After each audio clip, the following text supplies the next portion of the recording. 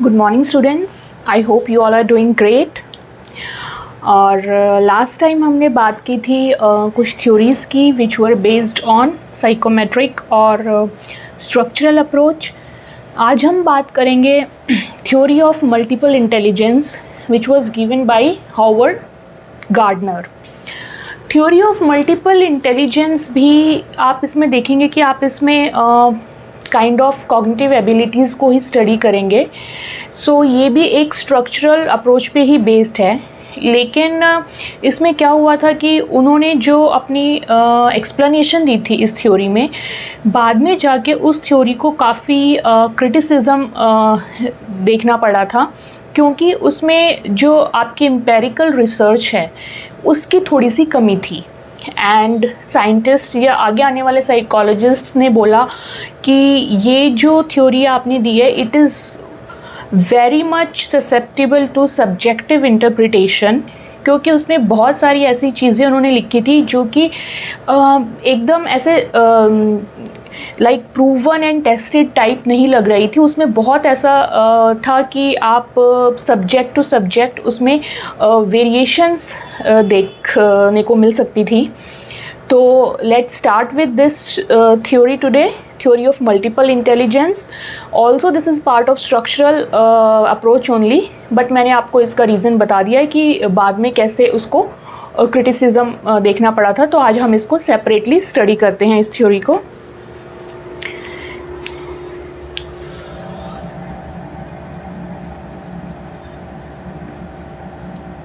Theory of multiple intelligence.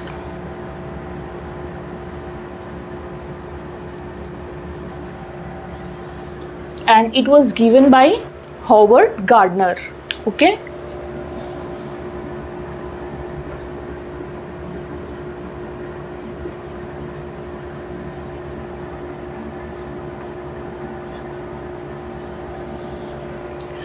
अब आपको नाम से ही पता चल रहा होगा कि मल्टीपल इंटेलिजेंस की बात है. तो मल्टीपल इंटेलिजेंस में मीन्स कि बहुत टाइप के डिफरेंट टाइप के इंटेलिजेंस इन्वॉल्व होंगे. इन्होंने ऐसा कुछ बोला होगा. तो यस, इन्होंने बोला कि इंटेलिजेंस कोई एक टाइप की चीज़ नहीं है या उसमें कोई एक या दो फैक्टर इन्वॉल्व नहीं है. ये कई डिफरेंट टाइप के इंटेलिजेंस हो सकती हैं. And they are not dependent on each other, they are independent of each other. हो सकता है कोई एक फील्ड में इंटेलिजेंट हो और दूसरे फील्ड में उतना इंटेलिजेंट ना हो, राइट. किसी की हो सकता है मैथमेटिकल कैपेबिलिटी या मैथमेटिकल इंटेलिजेंस ज़्यादा अच्छी हो, वहीं हो सकता है कि उसकी जो लिंग्विस्टिक इंटेलिजेंस है वो कम अच्छी हो. तो इस टाइप से इन्होंने डिफ्रेंशिएट किया इन डिफरेंट काइंड की इंटेलिजेंसेस को. लेकिन इन्होंने साथ में ये बात बोली कि ये जो डिफरेंट टाइप के इंटेलिजेंसेस हैं, they can interact with each other to find a solution to a problem. Okay, अगर कोई सपोज प्रॉब्लम है और उसमें डिफरेंट टाइप के हमें इंटेलिजेंसेस की ज़रूरत है, right.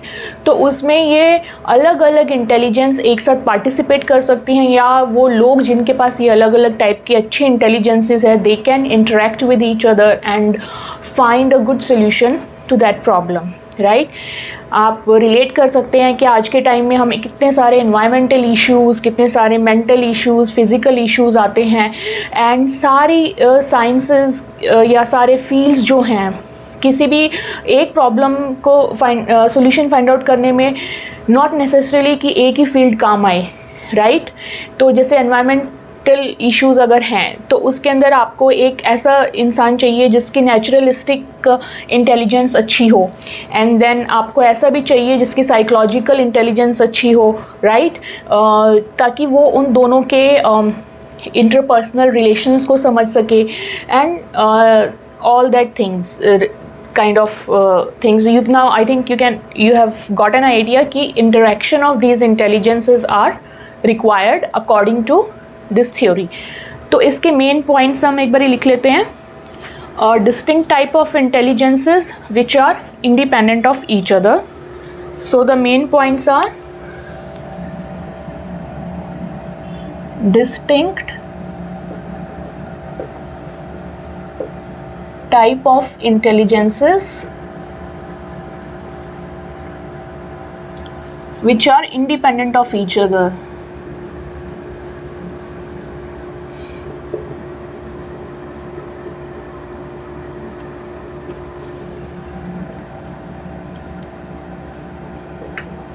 Okay, and they can interact to find a solution to the problem.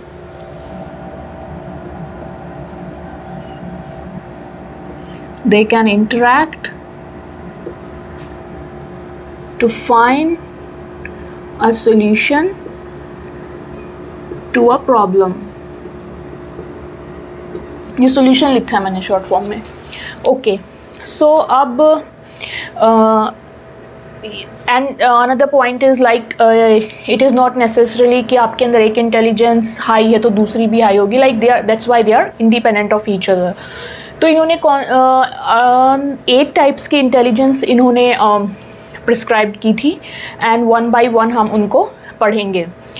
तो 8 टाइप की कौन कौन से इंटेलिजेंस थे, इसके लिए अगेन एक शॉर्ट फॉर्म मैंने ऐसे जस्ट डिराइव कर ली है जैसे हमने पीकोस की थी.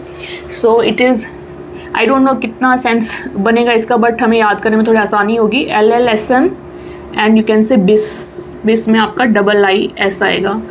तो ये हो सके तो थोड़ा सा याद करने की कोशिश करना जिससे आपको ये 8 इंटेलिजेंसेस समझ आएंगी. एंड शुरू करने से पहले ही आई वुड लाइक टू से कि इन इंटेलिजेंसेस को कैसे समझेंगे हम, इनकी मेन पॉइंट्स कि ये क्या होती हैं एंड इनके एग्जांपल्स. ओके, ये 1-2 पॉइंट्स एंड उनके एग्जांपल्स ज़रूर अच्छे से याद रखना एंड समझना, then it will become a very good answer. क्योंकि 8 इंटेलिजेंसेस एनीवेज बहुत ज़्यादा हो जाती हैं लिखने के लिए. Okay, so first one is 8 type of intelligence इन्होंने दी. 8 types of intelligence. Okay, first one is L. तो फर्स्ट वन थी हमारी linguistic intelligence.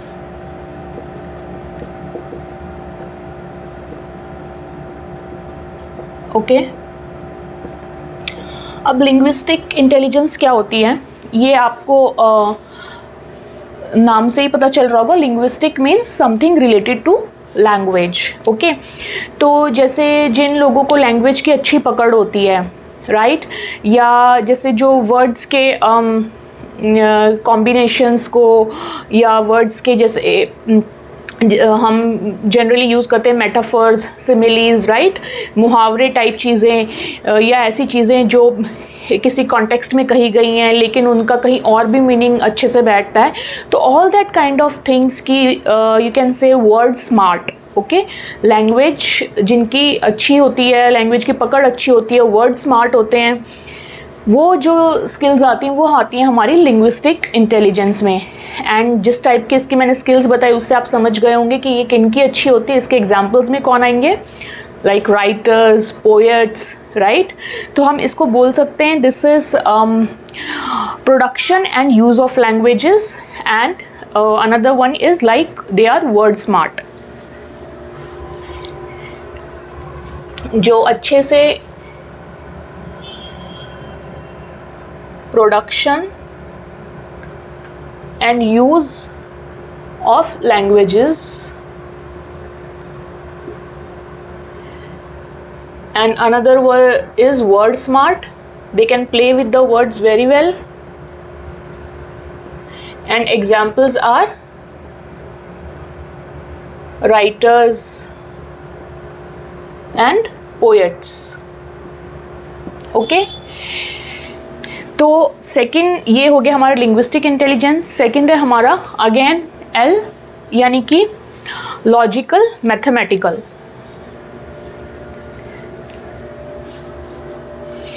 Okay, second one is your logical mathematical.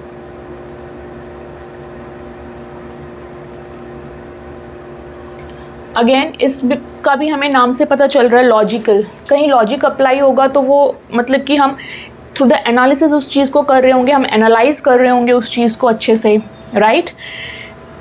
And mathematical also the similar kind of thing to find solution through analysis and critically किसी चीज़ को analyze करना, logically analyze करना. तो ये सारी चीज़ें जो आती हैं वो आती हैं आपकी logical mathematical intelligence में. And this here the scientific thinking and critical thinking is involved, and it is like solving any problem by doing analysis, that too critical analysis. Okay, and इसमें फिर कौन आएंगे आपके, like जो scientists होते हैं and Nobel Prize winners, all those are the examples. तो आप इसको लिख सकते हैं scientific thinking and problem solving skills. This is scientific thinking and problem solving.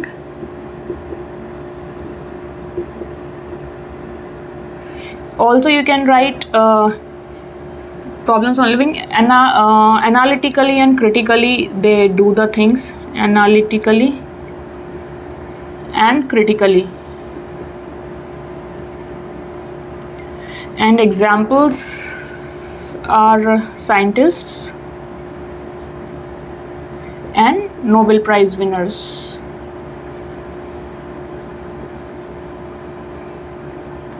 Okay, तो ये हो गए हमारे दो. नेक्स्ट है हमारा एस स्पेशियल. स्पेशियल के बारे में वैसे हम अपनी लास्ट वीडियो में भी पढ़ चुके हैं, जिसमें मैंने कहा था कि जो पैटर्न्स होते हैं उनका जो अच्छे से आइडिया लगा पाते हैं, राइट, विजुअल इमेजेस का. एंड इसका एग्जांपल हमने डिस्कस भी किया था बहुत अच्छे से. जो आर्किटेक्ट्स होते हैं उनको बहुत अच्छे से आइडिया लग जाता है कि ओके एक्चुअल में क्या इमेज बनेगी, उसका कैसा पैटर्न रहेगा, उसको वो बनने से पहले ही पेपर पे कितने अच्छे से ड्रॉ कर लेते हैं. तो इस टाइप का जो इंटेलिजेंस होता है related to any visual images या पैटर्न्स, वो स्किल्स जो होती हैं हमारी वो स्पेशियल इंटेलिजेंस की वजह से होती हैं. Spatial word has come from the word space, यानी कि जगह. ओके, एंड इसके जो एग्जांपल्स होते हैं, आर्किटेक्ट तो हमने डिस्कस किया ही था. उसके अलावा जैसे सेलर्स होते हैं, राइट, जैसे खासकर पुराने ज़माने में तो बहुत ज़्यादा सब सेलर्स कितना ज़्यादा होता है. जैसे वास्को डिगामा इधर आया इंडिया की तरफ, कोलंबस उधर गया, ऑल दैट थिंग. तो उन लोगों के पास भी ये जो एक विजुअल इमेजेस वाली चीज़ें थी ये काफ़ी स्ट्रॉन्ग होती थी कि okay this is the distance I have to travel and all that thing. और जिनके पास ये इंटेलिजेंस नहीं होती वो तो like they will be confused कि यार ये how is it even possible, मैं कैसे सोच लूँ. हम लोग अगर जैसे कि फॉर एग्जांपल मैं अगर बनाने बैठूँ कि ओके दिस इतना रूफ होना चाहिए, इतना फ्लोर का डायग्राम होना चाहिए एंड ऑल दैट, तो it will be very tough for me to you know think and decide that way. इसी तरह से इसका एक और एग्जांपल हो सकता है आपके जो इंटीरियर डेकोरेटर्स होते हैं, वो भी मतलब बहुत अच्छी उनकी विजुअल इमेज होती है एंड पैटर्न्स को वो अच्छे से सोच पाते हैं कि ओके अगर आप ड्राइंग रूम में आपका इस कलर का फर्नीचर है तो उसके साथ आपका ये वाला वॉल का कलर या ये वाला डिज़ाइन अच्छा रहेगा, राइट. तो इस तरीके से विजुअल इमेजेस एंड पैटर्न्स की जो इंटेलिजेंस होती है हमारी वो कहलाती है spatial intelligence, which is our third intelligence. S है spatial. Spatial word has come from the word space.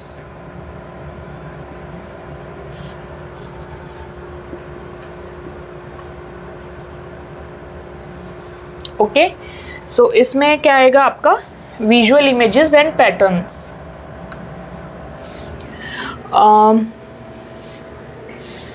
Forming visual images and patterns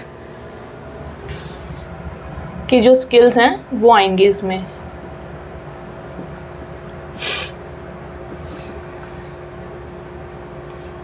and patterns, and इसके एग्जाम्पल्स क्या होंगे हमने अभी डिस्कस किए हैं. आर्किटेक्ट्स,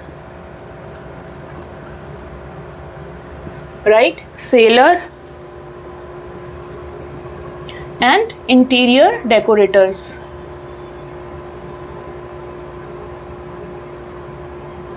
एग्जाम्पल्स और भी निकल के आ सकते हैं इन सभी इंटेलिजेंसेस के, but like 2 to 3 examples are good enough to write in the exam and आपको याद भी रहेंगे अच्छे से. That's why I am just giving 2 to 3 examples of each. Okay, next है हमारा fourth which is M. Okay, so M stands for musical.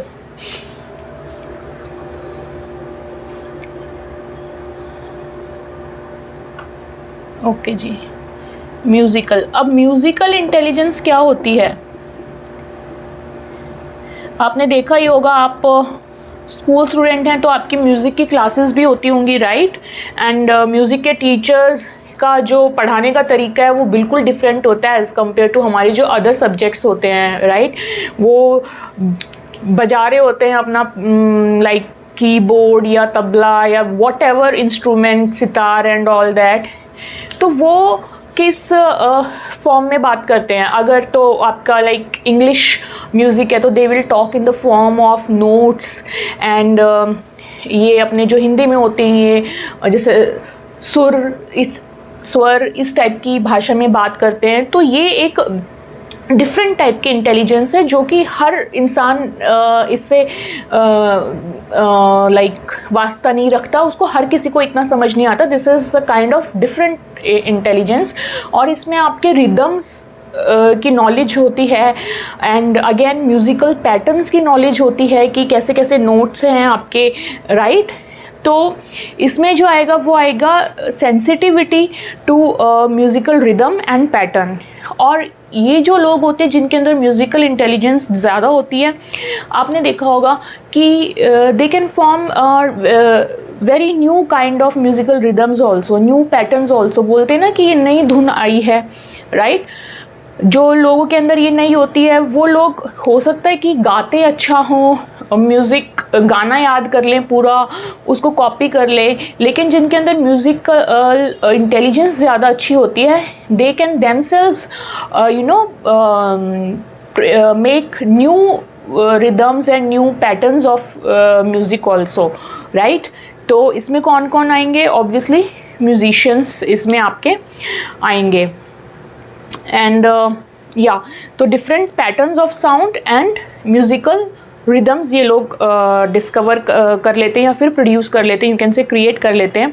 तो इसमें आएंगे they are sensitive to, this is sensitivity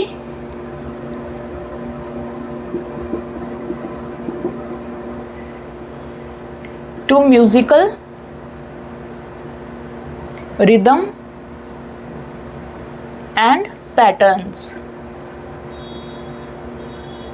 Okay, and musically intelligent people, they can create. I'm just writing the bullet points. आप जब अपनी book भी साथ के साथ पढ़ेंगे तो you will be able to relate it and then you can write it in your own words. ठीक है? Can create new rhythms, new musical rhythms. You can write new musical rhythms and sound patterns.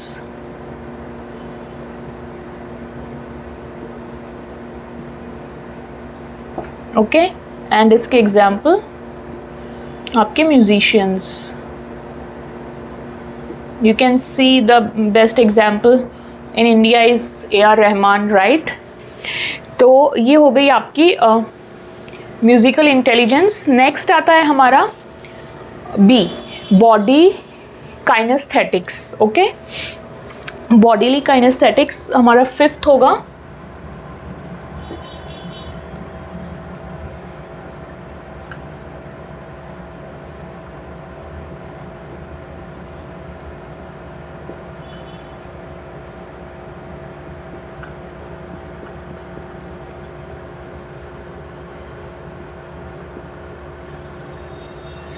Intelligence. अब आपको ये नाम से ही पता चल रहा है कि इसमें क्या है, आपकी बॉडी की स्मार्टनेस इन्वॉल्व है. बॉडीली काइनेस्थेटिक्स. ओके, काइनेस्थेटिक्स एक आपकी डिफरेंट ब्रांच भी होती है ओके, जिसमें आप ये अपने बॉडीली मूवमेंट्स को ही समझते हैं, एक्सप्लोर करते हैं। जैसे साइकोलॉजी हमारे एक फील्ड है, वैसे ही काइनेस्थेटिक्स एक अलग से फील्ड भी होता है। एंड बट यहाँ पे अभी हम समझते हैं what is bodily kinesthetic intelligence. ये इसमें या तो आपकी होल बॉडी या पार्ट बॉडी, राइट, ये इसमें बॉडीली फ्लेक्सिबिलिटी एंड क्रिएटिविटी होती है। फॉर एग्ज़ाम्पल मतलब कि जैसे हम कोई अगर अच्छा लाइक ब्रेन से कोई अच्छा है, जिसकी पजल सॉल्विंग अच्छी है, तो उसमें हम कहेंगे कि okay cognitive skills are very good, right. And इसके अंदर जैसे कि बॉडीली काइनेस्थेटिक्स में क्या आ जाता है आपका, गुड डांसर्स या गुड स्पोर्ट्स पर्सन, ओके। तो एंड इट्स नॉट नेसेसरली कि उनकी पूरी बॉडी इन्वॉल्व होगी, इसमें हो सकता है कि उनकी पार्शियल बॉडी मूवमेंट्स भी हों, राइट। एंड जैसे कि आप देखेंगे जो बिलियर्ड्स खेलते हैं उसमें like upper body part is more involved, but rest of the sports suppose tennis है, क्रिकेट है, उसमें mostly your complete body is involved, okay.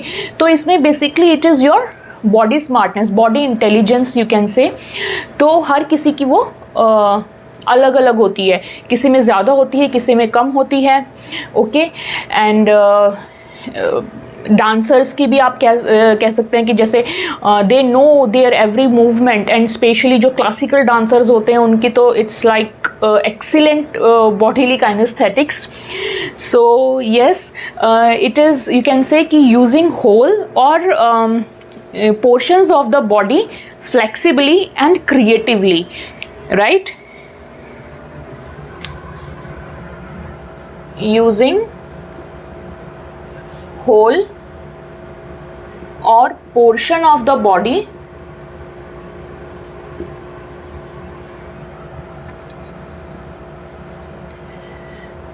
flexibly, ये बहुत important है word, flexibly and creatively,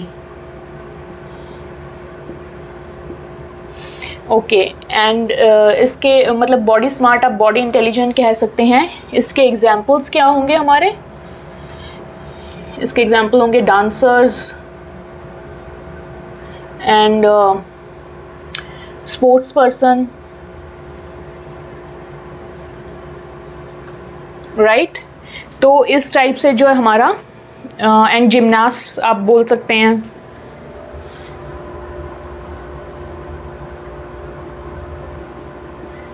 okay. ऐसे और भी बहुत सारे एग्जाम्पल्स आ सकते हैं जिसमें आप देखेंगे कि कुछ पोर्शन ऑफ बॉडी यूज़ हो रहा है एंड दे आर मतलब बॉडी इतनी इंटेलिजेंट खुद हो जाती है। इनफैक्ट जो कीबोर्ड प्लेयर्स होते हैं उनकी भी, जो पियानो बजाते हैं उनकी भी जो फिंगर्स होती हैं, they become actually very intelligent, right. तो इस टाइप की बहुत जगह जगह आप एग्जाम्पल्स देखने को मिलेंगे जहाँ पे आपको लगेगा कि okay they are using their whole body और like portion of their body very flexibly and creatively, okay जी। तो ये हो गए हमारे 5 intelligence. Then is your 6th is I. I is interpersonal and then another I is for intrapersonal। Inter का मतलब जब आता है तो हमेशा 2 चीज़ें होती हैं, उनके बीच की बात को इंटर बोलते हैं। वो कुछ भी 2 हो सकती हैं। Inter is a prefix and intra is also a prefix, okay. तो इंटर जब प्रीफिक्स आता है तो वो 2 चीज़ों के बीच की बात है। इंट्रा जब आता है तो वो एक चीज़ की अपनी खुद की बात है। जैसे आपने सुना होगा ना वर्ड, आई नो ये आपको पहले से पता होगा but just I am revising it, international. International का मतलब क्या होता है, 2 देश या 2 से ज़्यादा देशों के बीच की आपस की बात, राइट। एंड इंट्रानेशनल अगर कहें हम तो it will be within the nation, like if India is there then intranational अगर कोई चीज़ें बात करनी होगी तो हम कहेंगे विद इन द इंडिया क्या चल रहा है। एंड इंटरनेशनल लेवल पे अगर बात करेंगे हम तो इंडिया का किसी और कंट्री के साथ या रिलेशंस एंड जो भी न्यूज़ होंगी that we will discuss in that, okay. तो हम अब करेंगे इंटरपर्सनल इंटेलिजेंस। अब पर्सनल आ गया तो पर्सन्स हो गए, राइट। तो इंटरपर्सनल मतलब दो पर्सन्स के बीच की चीज़, एंड इंट्रापर्सनल मीन्स एक पर्सन है उसके अंदर की बातें, राइट। तो sixth one is your interpersonal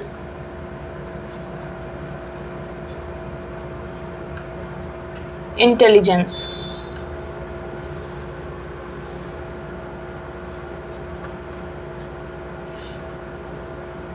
okay, interpersonal intelligence, अब जैसे हमें मतलब समझ आ गया कि ये दो इंसानों के बीच की चीज़ है, दो इंसानों के बीच का है, तो इसमें क्या आएगा, ये इंटेलिजेंस कैसी होगी कि जिसमें आप सामने वाले को समझ सकें, राइट। इंटेलिजेंस है तो उसमें जाहिर सी बात है कि उनकी फीलिंग्स को समझना, उनके बिहेवियर को समझना, ये सब चीज़ें इसमें आ जाएंगी।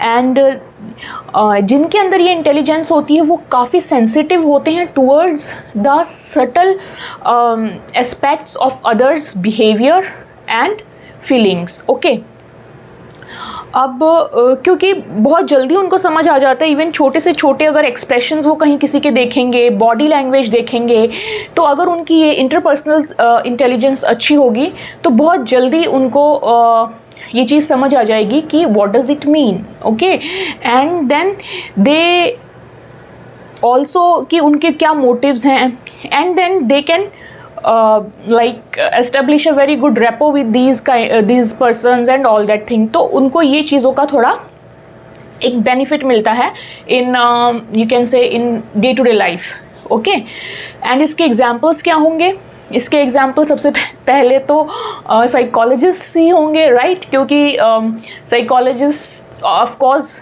स्टडी करते हैं इतनी सारी चीज़ें, एंड उनका ये बिल्कुल बन जाता है पर्सनैलिटी में कि दे कैन असेस पीपल और they can you know understand people's behaviour feeling at very subtle level.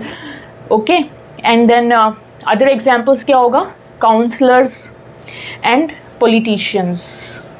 Okay, so these are few kind of examples जिनकी इंटरपर्सनल इंटेलिजेंस जो होती है वो अच्छी होती है। Exceptions could always be there, but yeah these are the major fields where you will find very good interpersonal intelligence.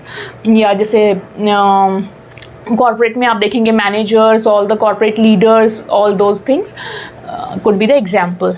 सो इसका क्या हम लिखेंगे, sensitivity to subtle aspects of others behaviours and feelings, and we can also know the feelings and motives of others through this. Okay, sensitivity to others behavior, okay, sensitivity to others behavior, and then और you can से subtle behaviour कि even छोटे से छोटे level पे भी अगर कोई कुछ बिहेव कर रहा है, सटल एस्पेक्ट्स वो भी उनको समझ आ जाती हैं। दैट्स वाई नॉट जस्ट कि एक्शंस, बॉडी लैंग्वेज से ये भी समझ आ जाता है कि क्या मोटिव है बोलने का, राइट। तो इसमें हम another point we can add is can understand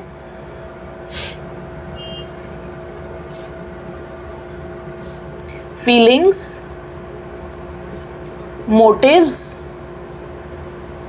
and behavior of others। Okay, and again इसके एग्जाम्पल्स जैसे कि हमने डिस्कस किए, examples would be psychologists,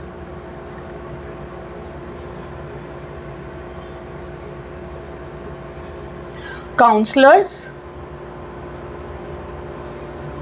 politicians। Okay, similarly अब हम डिस्कस करेंगे intrapersonal. Seventh is your intrapersonal.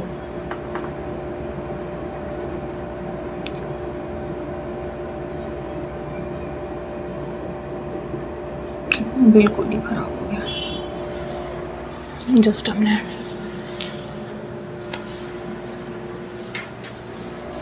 Okay, this is intrapersonal intelligence.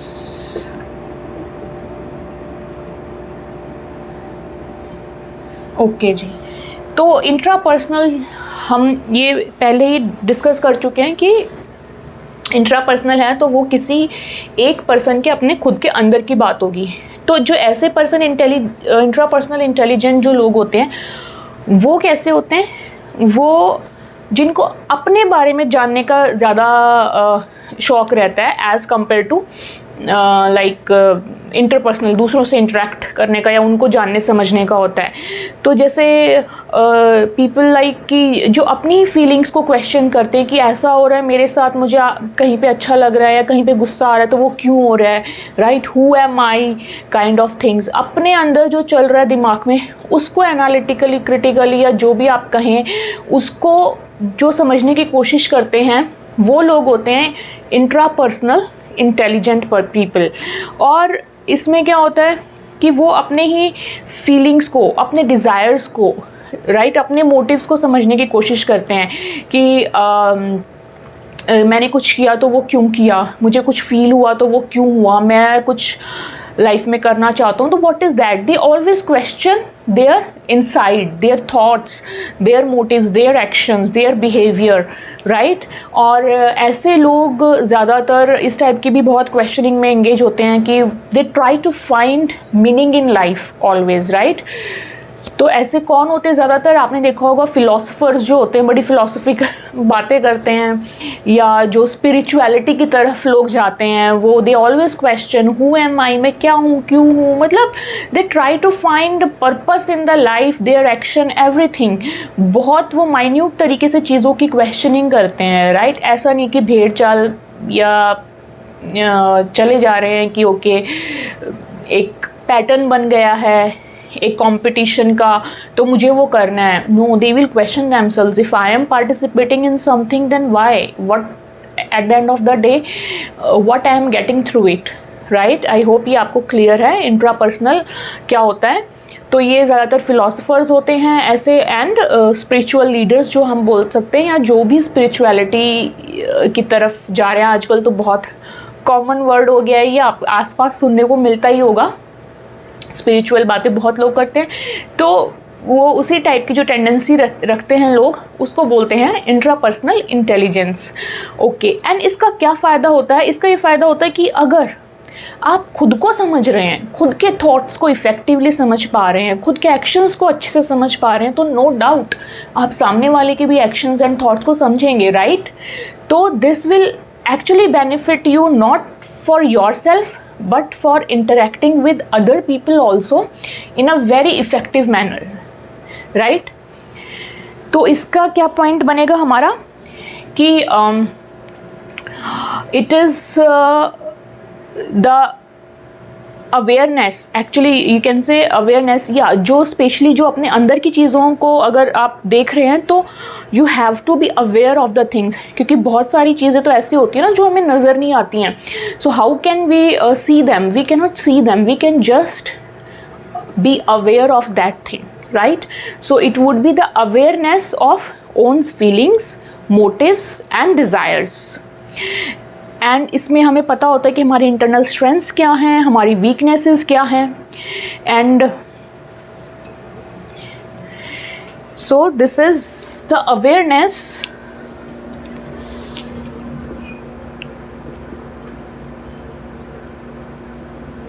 Of one's feelings, motives, desires, strengths, weaknesses, okay, and through that they can interact or they can relate with others effectively, okay, and इसके examples होंगे आपके philosophers and spiritual leaders, you can से.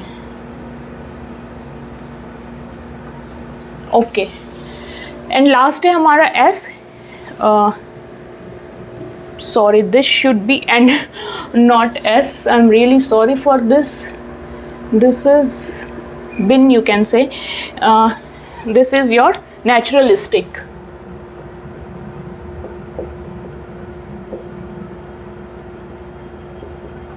Okay, अब naturalistic कौन होते हैं? जिनको nature से बहुत अच्छा तालमेल जिनका बैठता है, जिनको नेचर समझने की बहुत जिज्ञासा रहती है, ऐसे लोग. Okay, sensitivity to features of the natural world या फ्लोरा फौना या एनिमल्स, हमसे अलावा जो भी नेचर है उसको समझने की जो भी वो रहती है इच्छा या इंटेलिजेंस, वो आती है हमारी नेचुरलिस्टिक इंटेलिजेंस में. और इसके एग्जांपल्स क्या होंगे? जैसे कि फार्मर्स या बोटैनिस्ट, जोलॉजिस्ट. ओके, तो I am just writing the examples here. आप ये समझ लेना जो मीनिंग मैंने बताया इसका. Examples will be like farmers, botanist या जोलॉजिस्ट, जो कि एनिमल्स से रिलेटेड चीज़ों में इंटरेस्ट रखते हैं. ओके, तो ये हो गई है हमारी 8 टाइप्स की intelligence which was given by Howard Gardner, जिसको हम थ्योरी ऑफ मल्टीपल इंटेलिजेंस के नाम से भी जानते हैं.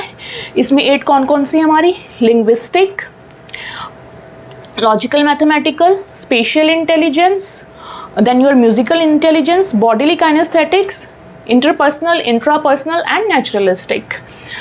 तो again I am just repeating one sentence that इनके डेफिनेशंस 2-2, 3-3 पॉइंट्स एंड एग्जाम्पल्स याद रखना, so that you can write well in the exam.